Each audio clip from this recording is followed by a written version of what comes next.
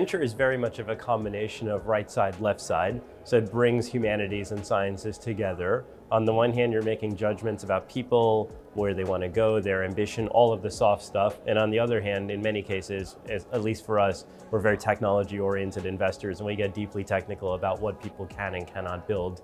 It's great.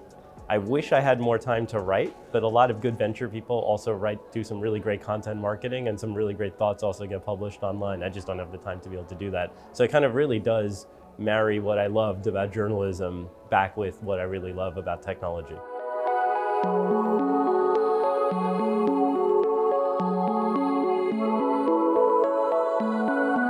I think all of us have a responsibility to think about the long-term implications of our investments. I think this has become pretty clear to us, especially over the last 10 years, as some companies have kind of gone sideways and the impact hasn't been felt the way we want the world to kind of get, the way that we want the world to get a better place.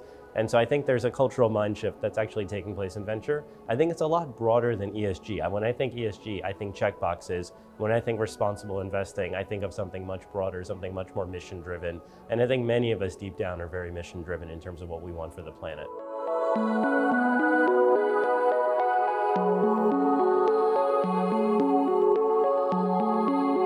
So on the startup side, I would say it's about the same. The ambition level is the same, the talent level is the same. In many cases, I would even argue sometimes the European companies are better equipped than all the other companies in the world, specifically the American companies. But the investor mindset here is still a little bit different. And the best example I can give of this is what a founder once told me. He says when he engaged with the American venture community, they say, think of yourself driving a very fast car, put a brick on the accelerator, now go down the Autobahn, and don't crash. That's like the American mentality to venture investing, whereas the Europeans are a stay between the lanes, go as slow as possible, stay within the speed limit, cross profitability, and then once you're very responsible and built a very good business, then think about getting it to be a little bit bigger. So there's like a little bit of a cultural difference between the two. We're interesting because we think of ourselves, and we are Americans operating in the European sphere, kind of bringing that Silicon Valley mindset to the European market. Doesn't always work for all European founders, but it increasingly works for a lot of them.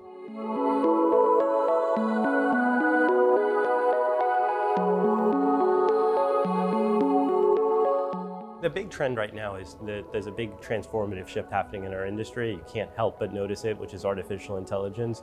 In many ways, it's like the early days of the internet, or the early days of mobile, or the early days of social. It touches so much.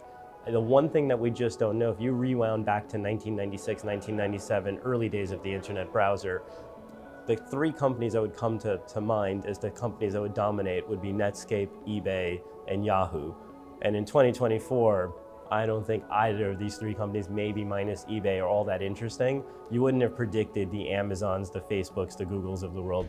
We're in the same exact era of AI. We just don't know where this transformative technology is going to go, but I can pretty much assure you it's going to be pretty big in the next 20 years in terms of its economic impact.